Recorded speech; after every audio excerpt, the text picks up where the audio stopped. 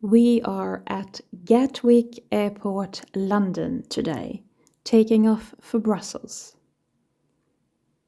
The special part about this journey, us going to Brussels, is crossing the North Sea, but there will be mostly clouds, and actually seeing no water.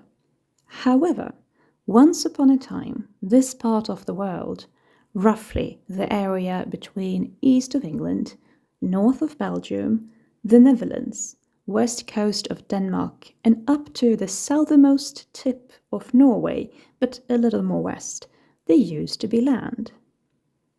This piece of land was called Doggerland, Dogger land. Parts of it began to disappear 7,000 years ago, and then happened the Storegga slide, a submarine landslide, which means that about 290 kilometers of coastal shelf fell deeper in the Norwegian Sea, and this caused a tsunami, which we today call paleo-tsunami, which is a tsunami that is evidenced by modern technology, but occurred prior to written history, and there are hence no documented observations. There are a couple of specialists on the matter, and we know that the landslide must have been a very big surprise for the inhabitants of the time. Researchers cannot for certain say exactly where the boundaries for this piece of land were, but we are absolutely certain that we will be today flying over where it used to be. Researchers, among them Vincent Gaffney, have set on the task to reconstruct maps of Doggerland, perhaps unexpectedly with the help from the oil industry. By looking at the bottom of the sea, they can show where there have been rivers, lakes, swamps, previous settlements, and drillings in these settlements have been made and have led to interesting discoveries. While humans could stay in Doggerland till about 7,000 years ago, before that, when it was colder, about 18,000 years ago, they could walk all the way up to the Shetland Islands. We are off, and this being London and Gatwick, it will be busy. First, we will cross what feels like the entire airport, and I even shorted down some footage of just standing still. We will wait in queue before aiming for the Azores, so I came up with aircraft bingo. It works basically 3 ways to be adaptable to all situations possible. Either you team up with your co-passenger, present yourself first and create winning team names, and you write down the name of as many aircraft companies as you can think of. Or you decide which letters you shall use to write as many aircraft companies as you know of, starting with that letter, and it is allowed to use all names and hence permitted to mention the same company with its different names over the years. The most fun version is potentially predicting which aircraft companies that you will be seeing before taking off, when in the sky and when landing. This can be simplified to the countries that companies belong to. This might be difficult if you're not seated next to a window, and also if you're traveling from a place with little traffic on ground and in the air. In that case, you can level up and write down the number and letter combinations you know of aircrafts and what the type is used for, like Brazilian Embraer KC-390 for transportation. And if you don't know any aircraft numbers, don't worry, I've still got your back. You can instead be listing all the aircraft lingo that you know, like TUG, T-U-G, that particular machine which makes the aircraft go backwards. If that does not float your boat, you can keep track of the different clouds and their names, and assisting photos to make a better judging are allowed.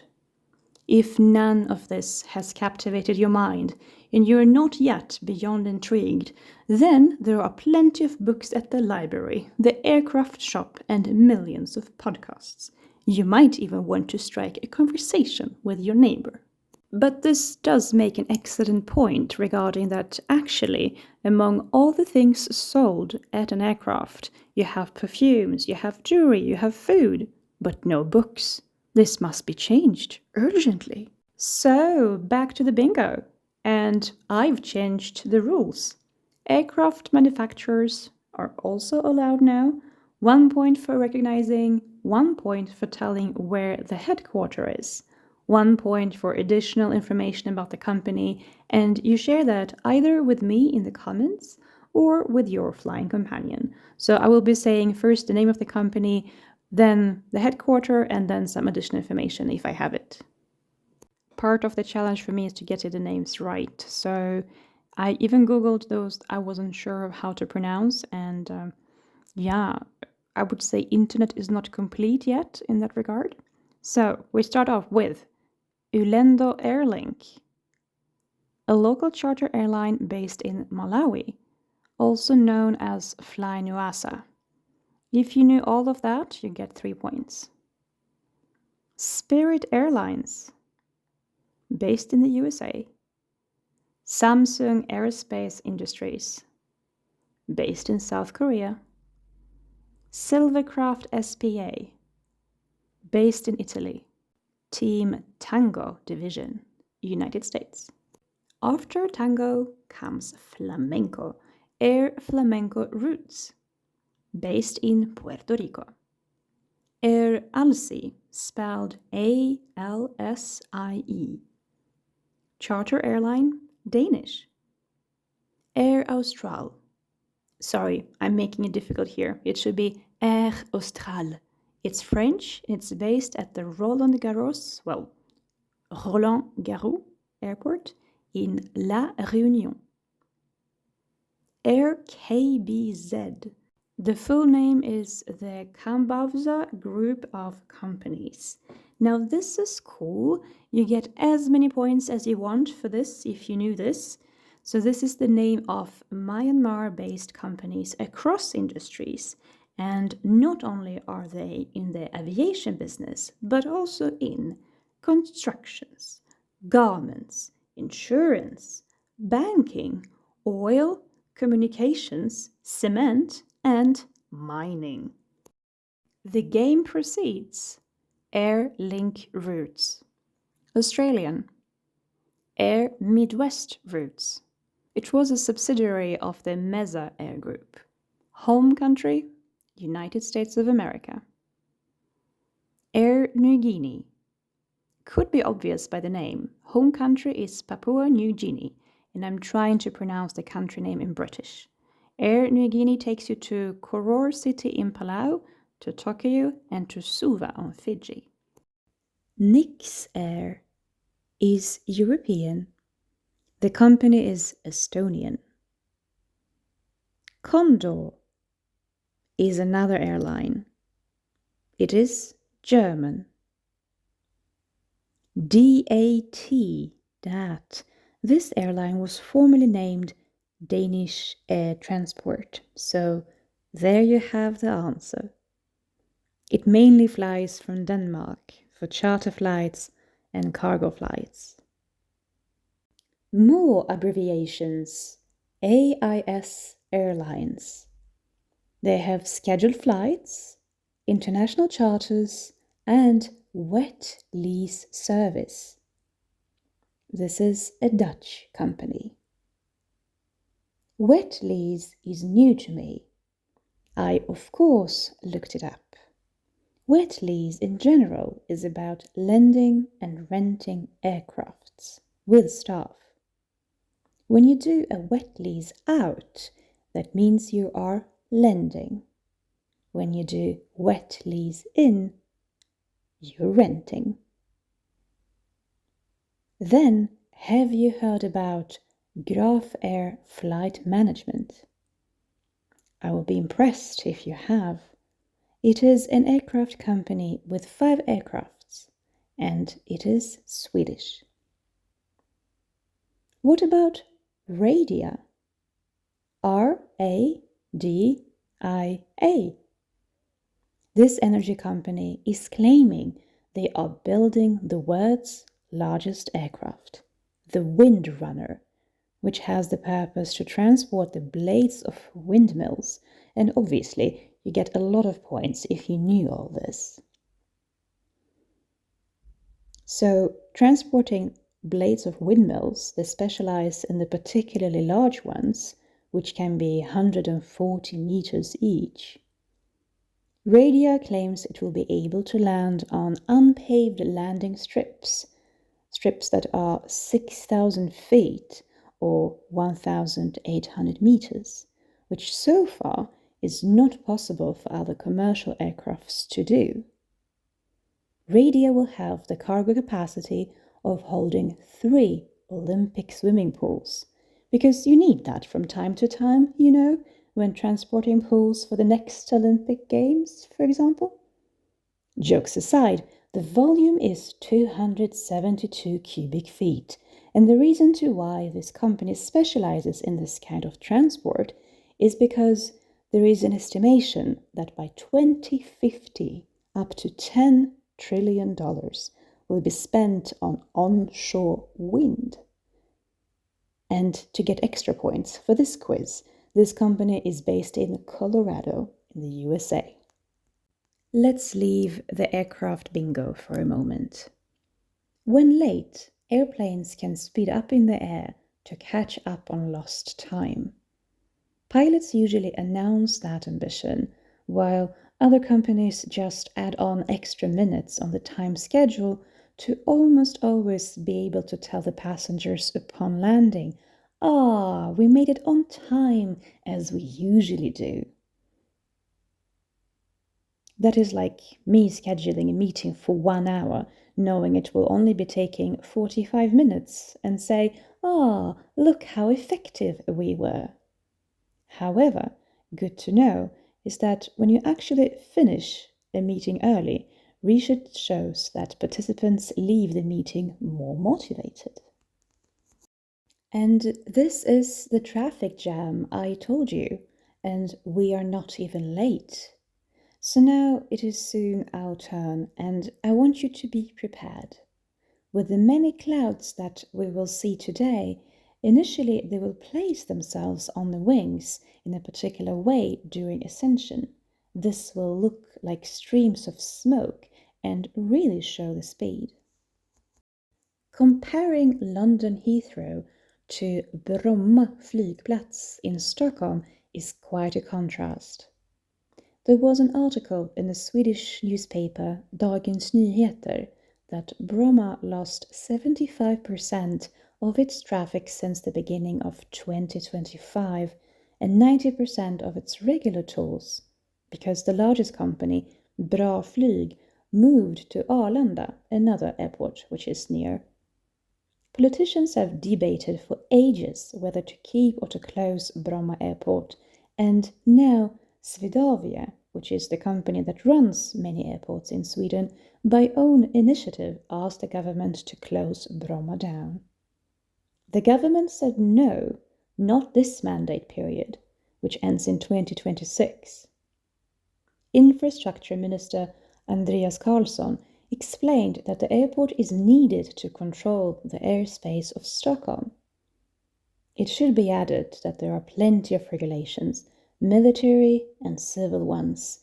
The sky is not a highway freeway, and some of the agreements of the Convention on International Civil Aviation, also known as the Chicago Convention from 1994, has something called freedoms of air transport, or freedoms of the air, which are commercial aviation rights that makes it possible to enter the airspace of another country. In this article from Dagens Nyheter, the journalists reported about a chat group started by a Swedish billionaire, where you just tell the other 36 members of the chat group of where you plan to go, and if someone wants to come along. We're talking about flying together in an aircraft. That somewhere is often Verbier in Switzerland to go skiing. And in this group, an aircraft without passengers is called empty leg. You discuss the price with the aircraft owner, and sometimes the ride is just offered for free. So there were a couple of people writing saying, I can only pay for this amount of passengers. And then the owner answered, oh, it's okay, the rest that you cannot afford can go for free. Overall, emission of private jets globally increased by 46% between 2019 and 2023. Researcher Stefan Jössling is specialized in tourism and notes that most rich citizens on the planet use aircrafts as taxi. I would not think of that as a surprise. When you fly with your own aircraft, it is super practical. You decide the departure time, checking in is easy, and you can bring as much as you like. A new trend I have observed as in summer 2024 is that pilots have begun announcing which direction of the aircraft will be turning when taking off and before landing. I have not heard this before. The pilot present themselves like, hello, this is Julia, it is 23 degrees Celsius, there will be a bit of a turbulence, but that is common in this area, and then the new part. We will be making a left turn. Okay, good. This is quite reassuring. But then this trend disappeared as of late spring 2025. I liked this trend. I would like it to come back. And now we are going through the clouds to rise above them and see the ones that are on duty, usually covering London. Taking on a Jules Verne approach, a future approach, imagine that the clouds like this one could be used for farming. What would we grow? Maybe superfoods, which are particularly good for you. There might be some science projects to optimize the energy effect of some cool unit that does zero harm to nature. Or maybe attempts with solar cells based on algae, which, for example, already has been made by nanotechnology professor Maria Strömme at Uppsala University. So maybe the next level batteries could be something floating in the sky. Let's evaluate in 50 years. By then, I imagine it will be common for us to have objects like this floating in the air, a bit like drones, but much more thick, where we grow crops, and we could move these units to improve sunlight hours and to minimize failed harvests. One app that gives me joy is the Flightradar 24 app. It is even used by airport staff. There you can see what aircrafts have their route passing over Iceland, where they are starting from and where they will be landing, the announced time for that, the name of the aircraft model, and like this airplane that I spotted the other day, it does not have a known destination, made a paperclip pattern before returning. And then these two synchronized aircrafts definitely do not appear on this app because they're military. They are very loud, I will spare you the sound, so just by hearing them, you cannot be mistaken about that they are on a particular mission. I happen to live in an area where there are quite a few military trainings like this, and now as Sweden joined the North Alliance Treaty Organization in March a year ago, there for sure will be more exercises in the air. Ozone, the molecule of 3 oxygen atoms that together create the layer that protects our planet from radiation coming from the sun, is measured in Dobson units, abbreviated DU.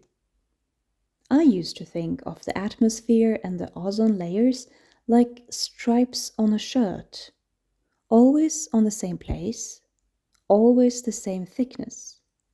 Then I got reminded that not only does the air fluctuate naturally, we also have jet streams.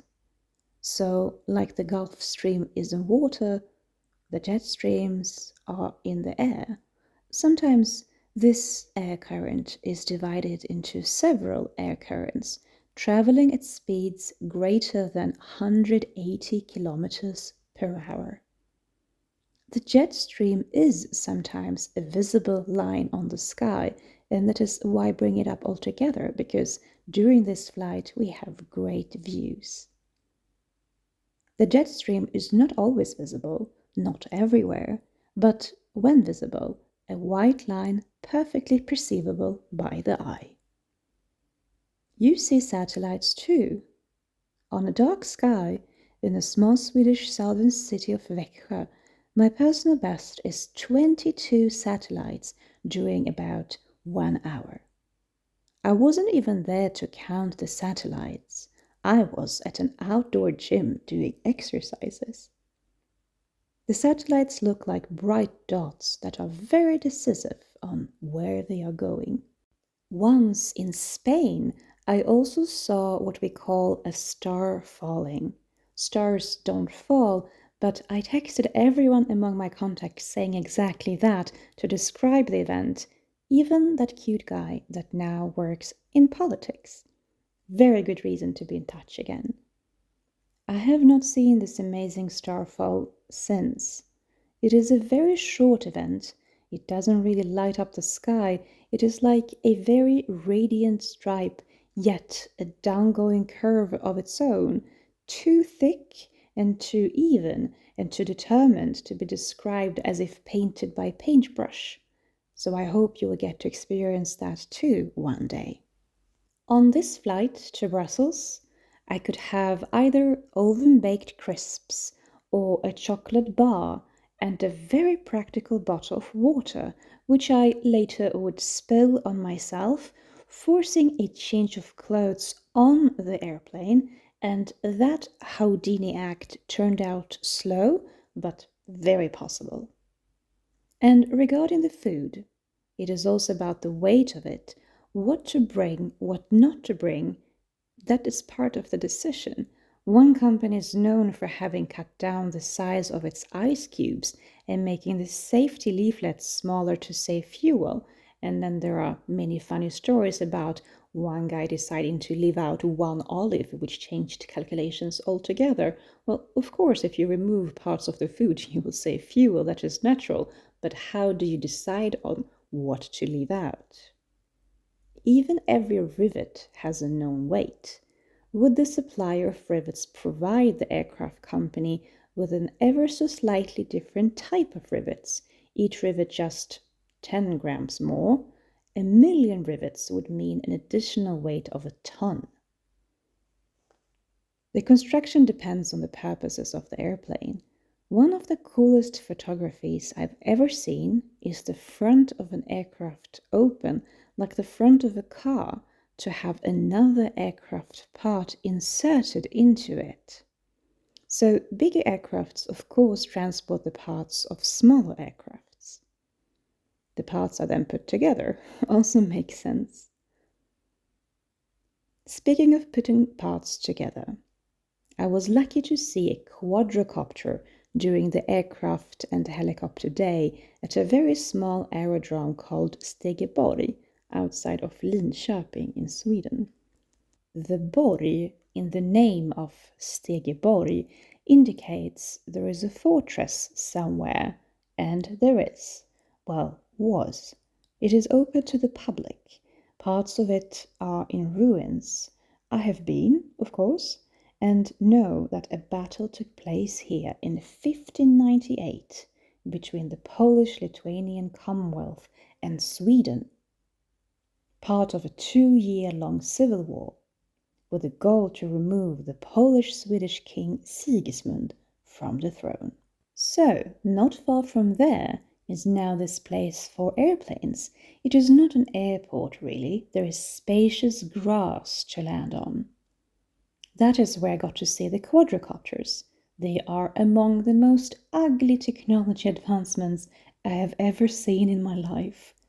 Somebody said that quadrocopters supposedly can be easily assembled by yourself. It really sounded like something you would order by email and then it will arrive as a huge package. Yes, surely, If you are helicopter mechanics, I believe that. And once you have completed this assembly, supposedly it is, you have what looks like an open helicopter. That is what I got to see. And if it rains, you will be wet. That is a special service you do not want to pay for when flying an aircraft. So for now, I still prefer aircrafts over a quadrocopter.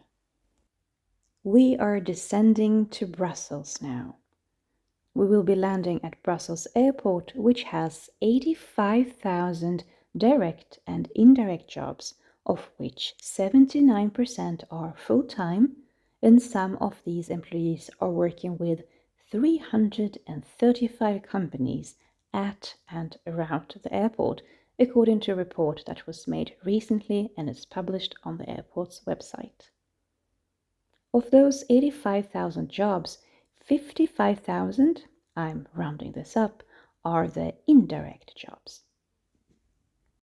During our flight, the sky was very busy, and I look at these aircraft patterns in the sky that we saw, well, essentially the emission lines, as stitches, as embroidery, as thick yarn that is put out across the sky to form the biggest pattern in the world, all temporary, of course, so it is an unintended performance, still beautiful to watch. The most crowded sky I have seen was when standing on the ground outside of the German city Kassel. I visited this city for its Art Biennale, which, when it's hosted by a city, lasts several days, and I went with my friend on our annual friendship celebration day. I think that's quite a good idea. Of course, you should celebrate your friendships. We always decide where to go, and we do that together, and had wanted to see this exhibition for different reasons, so it was a great match, and we made a good planning to best enjoy these days together. Kassel also has two castles in the immediate vicinity, the more hidden Löwenburg Castle and the much larger Schloss Wilhelmshöhe, with a waterfall which only falls on Wednesdays and Sundays. And when it does, it makes the horns of the statues connected to this cascade to play. And above all this, the aircrafts in a rather busy sky. When I paid attention during my morning run in Kassel, 24 airplanes flew above me in a very short amount of time. We spoke of satellites before. Another scientific progress I would like to mention is the Airbus satellite that was sent up above us on the 29th of April with a particular ability to see through leaves and clouds with a longer radar wavelength. So, the opposite of what we're able to do through the aircraft window right now. The other satellites we have are good at taking pictures of the tops of the trees and icebergs, but not the new ability of this Airbus satellite.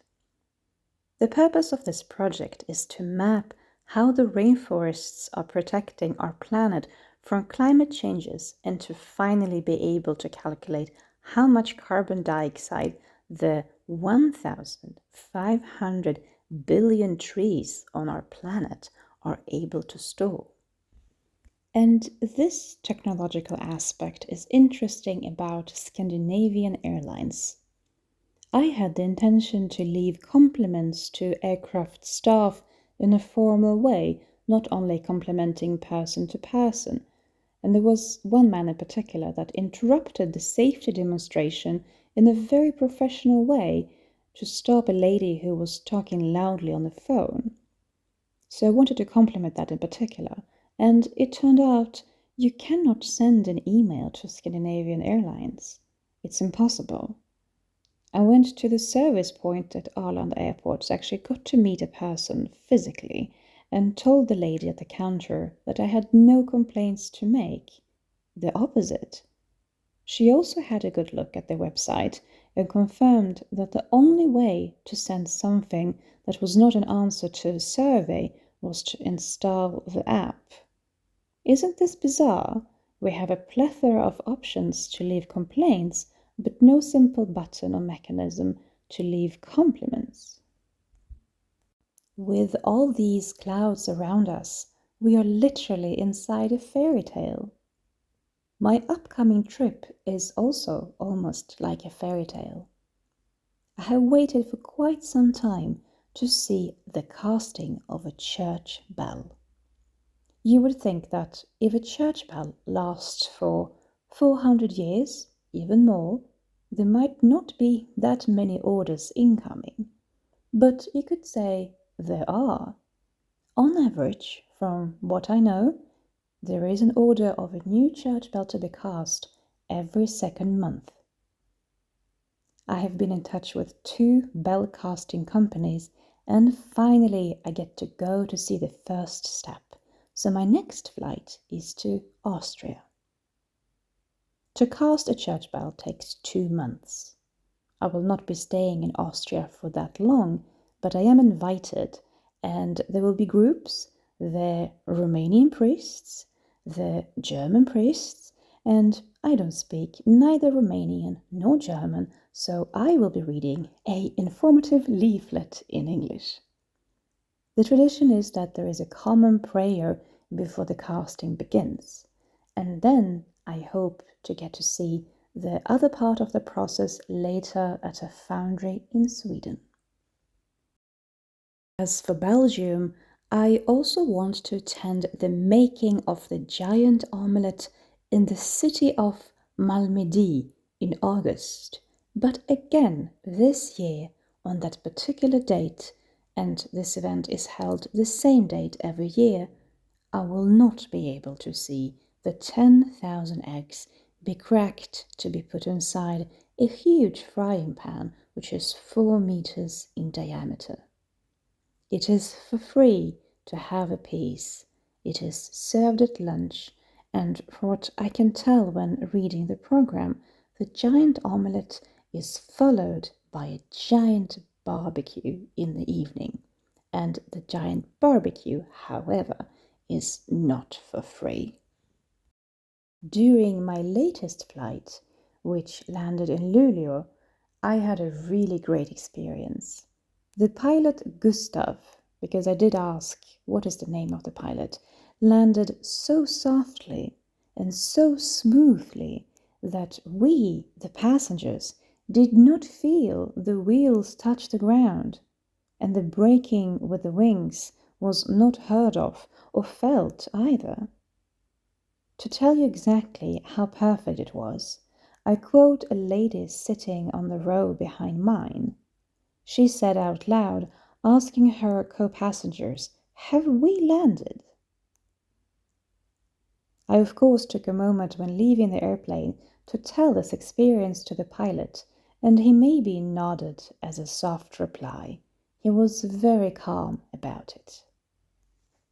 We, too, have landed here in a cloudy Brussels, which an acquaintance of mine described quite well, that the weather in Brussels typically tends to be like autumn. If you feel like you need to add more points to your aircraft bingo, there are some aircrafts outside this window that could be added to your list. And that one aircraft which just passed by, so you could have retroactive points if you like. When traveling to Belgium from the Netherlands by train recently, I met a young man who is a photographer and specializes in aviation journalism. That's the perfect niche. We both discussed the possibilities to visit, for example, the airports of the armed forces in different countries. Sometimes they have days for visitors, for press. The issue is that these spots get filled very quickly. For my part, I would love to see a landing that takes place on an ordinary road by the armed forces.